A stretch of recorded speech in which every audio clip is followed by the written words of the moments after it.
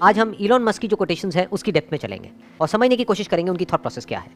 तो जो सबसे पहला कोट है वो है, the first step is to establish that something is possible, then probability will अकर।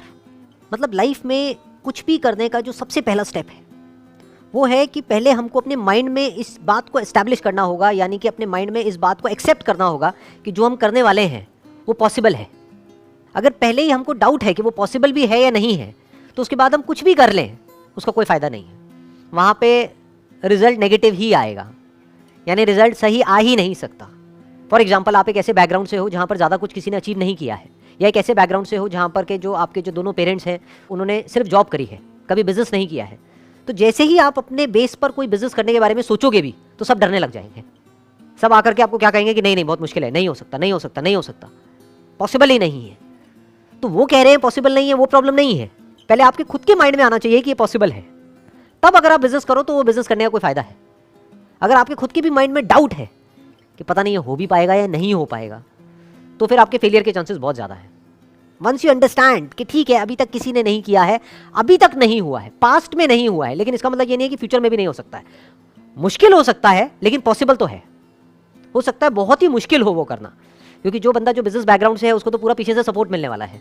उनके पास में नॉलेज भी है, एक्सपीरियंस भी है, पैसा भी है। इस बंदे के पास में ना तो नॉलेज है, ना एक्सपीरियंस है, ना पैसा है, ना सपोर्ट है घर वालों का। तो इसका मतलब क्या है कि इसको मुश्किलें उससे 1000 गुना ज़्यादा आने वाली है। लेकिन अगर वो एक्चुअल में करना चाहता है तो पहले उसके माइंड में ये थॉट प्लांट होना बहुत ज़रूरी है कि पॉसिबल है। Then there is a probability कि हो सकता है वो सक्सेसफुल हो जाए। बिल्कुल इस तरीके से है कि अगर हम अपने घर से ये सोच करके निकलेंगे कि कहीं मेरा एक्सीडेंट ना हो जाए, एक्सीडेंट ना हो जाए, एक्सीडेंट ना हो जाए, पता नहीं मैं वहाँ पहुँच भी पाऊंगा या नहीं, तो पक्का उसका एक्सीडेंट होगा, क्योंकि वो बहुत डरा हुआ है। तो डर करके चलाएगा तो काम करके चलाएगा, तो नहीं भी एक्सीडेंट होना होगा तो हो जाएगा। तो वो 1 से लाख वहाँ पे नहीं पहुँच सकता। बट उसके माइंड में अगर ये क्लियर है कि नहीं नहीं कोई बहुत बड़ी बात नहीं है, वहाँ मैं पहुँच सकता हूँ। हाँ, हो सकता है रास्ते में बहुत प्रॉब्लम आएंगी, ट्रैफिक जैम होगा, ये होगा, वो होगा, हो सकता है मेरे से जल्दी कुछ लोग पहुँच जाए, मैं थोड़ा लेट पहुँच जाऊँ, लेकिन मैं पहुँच सकता हूँ। वंस दैट इज क्लियर, अब अगर वो ड्राइव करे तो उसमें एटलीस्ट एक कॉन्फिडेंस होगा, और कोई प्रॉब्लम आई तो और अच्छे से कॉन्फिडेंस से उसको फेस कर पाएगा। तो जब भी आपको कुछ ऐसा करना है जो पास्ट में नहीं हुआ है, दैट कुड बी एनीथिंग, छोटे से छोटा, बड़े से बड़ा, तो सबसे पहले माइंड में इसको एक्सेप्ट करना पड़ेगा कि it is possible. Then probability will occur. अब इसका क्या मतलब है? मतलब अगर आपने अपने माइंड में एस्टैब्लिश कर भी लिया है कि ये पॉसिबल है, क्या इसका मतलब ये है कि आपको उसमें सक्सेस मिलनी ही मिलनी है? नहीं। चाहे कोई भी काम हो, छोटे से छोटा या बड़े से बड़ा, वहां पर प्रोबेबिलिटी काम करती है। We can't be 100% sure under any circumstances in anything. एक प्रोबेबिलिटी ऑफ फेलियर हमेशा रहता ही रहता है।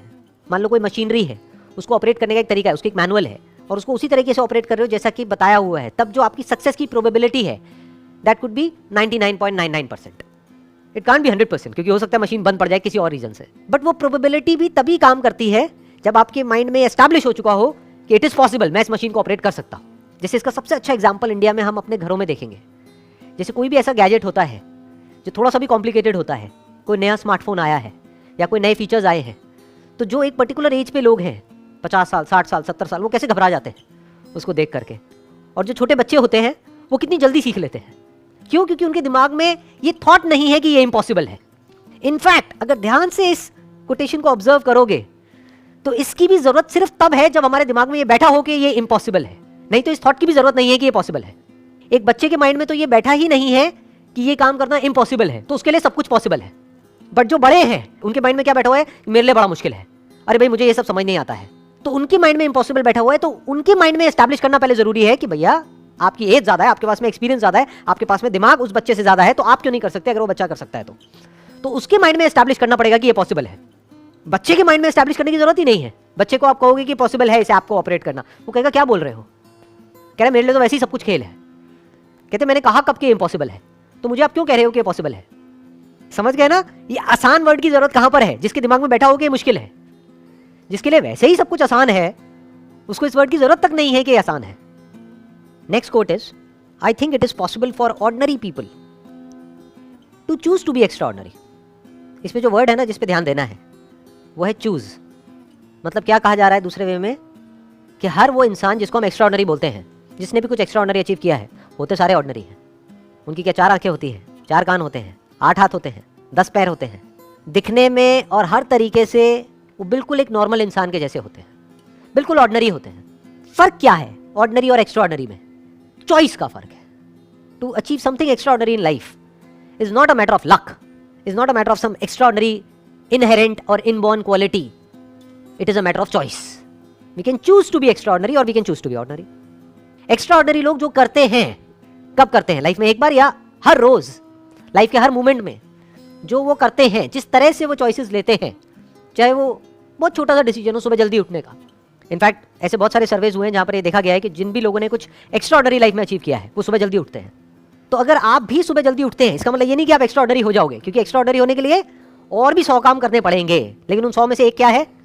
सुबह जल्दी उठना। सुबह जल्दी उठ करके अपने दिन को प्लान करना, ये देखना कि इस दिन को मैं मीनिंगफुल कैसे बनाऊं, कि आज मैं क्या अलग करने वाला हूं, या आज के दिन को प्रोडक्टिव कैसे बनाऊं। If you choose to wake up early in the morning, क्यों? क्योंकि वो करना सही है, तो ये आपको ऑर्डिनरी से थोड़ा सा एक्स्ट्राऑर्डिनरी बना देता है, और थोड़ा थोड़ा करके बंदा ज्यादा एक्स्ट्राऑर्डिनरी होता चला जाता है। 90% से ज्यादा लोग क्या करते हैं, वो वेट करते हैं एक ऐसे मोमेंट का जब अंदर से एक फीलिंग आए एक काम को करने की, तब मैं वो काम को करूंगा। और मजे की बात क्या है, वो फीलिंग कभी नहीं आती। सही काम करने की फीलिंग कब आती है? कभी आती है। और गलत काम करने की फीलिंग लाने की हमको जरूरत ही नहीं है, वो आती ही रहती है। अच्छा हेल्दी खाने की कभी फीलिंग आ सकती है अंदर से, या टेस्टी खाने की फीलिंग आएगी, चाहे वो अनहेल्दी भी हो। एक्सरसाइज करने की क्या कभी किसी के अंदर फीलिंग आ सकती है? नहीं आती है। तो अगर फीलिंग नहीं भी आ रही है, तब भी अगर वो बंदा चूज करता है कि मुझे एक्सरसाइज करना है, इसलिए नहीं कि मेरे को बड़ा मजा आ रहा है एक्सरसाइज करने में, इसलिए कि वो तो करना ही है, that is a matter of choice. अब ये चॉइस किसके बेसिस पे होती है? 2 बेसिस पे हो सकती है। एक, जो आपकी फीलिंग्स है, इमोशंस है, उसके बेस पे, जो आपको आगे नहीं बढ़ने देगा, किसी हालत में आपको आपके कंफर्ट जोन से बाहर नहीं निकलने देगा। दूसरा हो सकता है आपकी विल पावर के बेस पे। मतलब अगर दूसरे वे में बोला जाए कि अगर आप लाइफ में एक्चुअल में एक्स्ट्राऑर्डिनरी बनना चाहते हो या कुछ एक्स्ट्राऑर्डिनरी करना चाहते हो, तो आपकी विल पावर बहुत स्ट्रांग होनी चाहिए, इच्छा शक्ति, कि मेरी फीलिंग्स ये कह रही है मत कर, लेकिन मेरी इच्छा है इसको करने की। तो उस इच्छा में इतनी शक्ति होनी चाहिए कि वो हावी हो जाए आपकी सारे के सारे डर के ऊपर, कि उस डर के बावजूद भी आप वो कर पाओ। अब ये इच्छा शक्ति क्या है? It is a matter of choice. आपके ऊपर है, आप अपनी इच्छा को कितनी शक्ति दे सकते हो। ये भी तो एक चॉइस ही है ना, कि आपकी इच्छा में कितनी शक्ति है। अपने आप में किसी की इच्छा में कोई शक्ति नहीं होती है, पर जो भी आप करना चाहते हो, जो भी आपका डिजायर है, अगर उसको आप स्ट्रांग करते चले जाओ, करते चले जाओ, करते चले जाओ, करते चले जाओ, यानी कि अगर आपका डिजायर स्ट्रांग है आपकी फीलिंग से, तो आप उस काम को कर जाओगे। तब आप कुछ ऐसे डिसीजंस ले सकते हो कि आगे जाकर के कुछ एक्स्ट्राऑर्डिनरी कर सकते हो। Next quote is, when something is important enough you do it even if the odds are not in your favour. जब कोई काम करना बहुत ही जरूरी होता है, तब आप वो काम करते हो।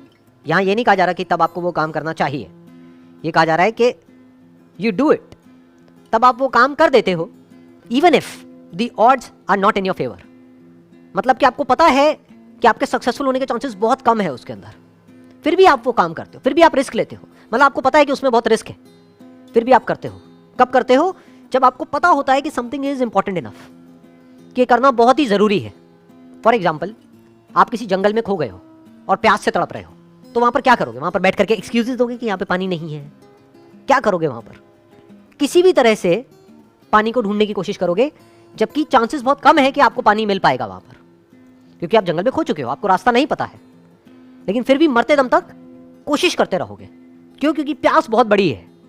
क्यों? क्योंकि प्यास एक्चुअल में है, रियल है, कोई इमेजिनरी नहीं है। दोनों में बड़ा फर्क होता है। जैसे ज्यादातर मेरे सेशंस में एक क्वेश्चन है जो बड़ा कॉमन है, लोग पूछते हैं कि सर जब आपकी वीडियो देखते हैं तो बड़े चार्ज अप हो जाते हैं, मोटिवेट हो जाते हैं, बाद में बैक टू नॉर्मल लाइफ। ऐसा क्यों होता है? ऐसा इसलिए होता है क्योंकि तुम्हारे अंदर प्यास ही नहीं है। कड़वा है लेकिन सच है। तुम्हें कुछ एक्चुअल में करने की जरूरत ही नहीं है, तुम्हें बैठे बैठे तुम्हारे माँ बाप खिला रहे हैं, इसलिए वो मोटिवेशन टेम्पररी है।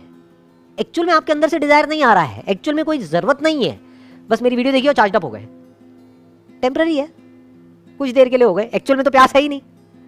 तो वही यहां पे कहा जा रहा है, when something is important enough, कि जब कोई काम करना बहुत जरूरी होता है, बहुत मतलब बहुत जरूरी होता है, मतलब डू और डाई वाली सिचुएशन होती है, तब आप वो काम करते हो बावजूद इसके कि आपको पता है कि मेरे सक्सेसफुल होने के चांसेस बहुत कम है, फिर भी आप अपनी कोशिश में कोई कमी नहीं छोड़ते हो। अगर इस कोट के कॉन्टेक्स्ट को हम समझने की कोशिश करेंगे ना, तो हमको इलॉन मस्क का जो भी बैकग्राउंड है उसको समझना पड़ेगा कि उन्होंने एग्जैक्टली क्या किया, कैसे कैसे काम करे।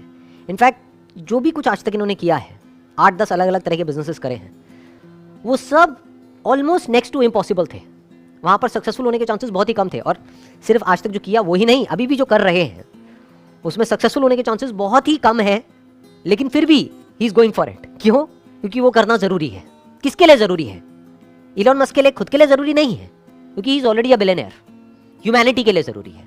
फॉर एग्जाम्पल इलेक्ट्रिक कार्स या फिर एनर्जी एफिशिएंट कार्स, ये बनानी बहुत जरूरी है ताकि पोल्यूशन कम हो, ताकि ग्लोबल वार्मिंग का हम सोल्यूशन निकाल सके। तो ये करना जरूरी है। तो अब ये करने के लिए चाहे कितनी भी मुश्किलें आ जाए, कितने भी फेलियर्स आ जाए, कितनी भी प्रॉब्लम्स आ जाए, करना है तो करना है। इनफैक्ट जो भी उन्होंने आज तक लाइफ में किया है, हर एक फील्ड के अंदर बिल्कुल एक ब्रेकिंग पॉइंट तक पहुंचे हैं वो।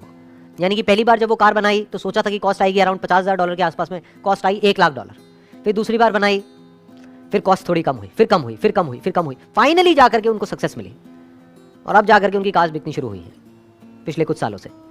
जहाँ सारे लोग बोल रहे थे कि नहीं कुछ नहीं हो पाएगा, नहीं कर पाएगा, नहीं कर पाएगा, नहीं हो पाएगा, then also he did it. और एक बार नहीं, दो बार नहीं, अलग अलग फील्ड्स में कई बार इन्होंने ऐसे ऐसे काम करे हैं जो करना ऑलमोस्ट नेक्स्ट टू इम्पॉसिबल था, फिर भी किया। क्यों? क्योंकि वो करना ज़रूरी था।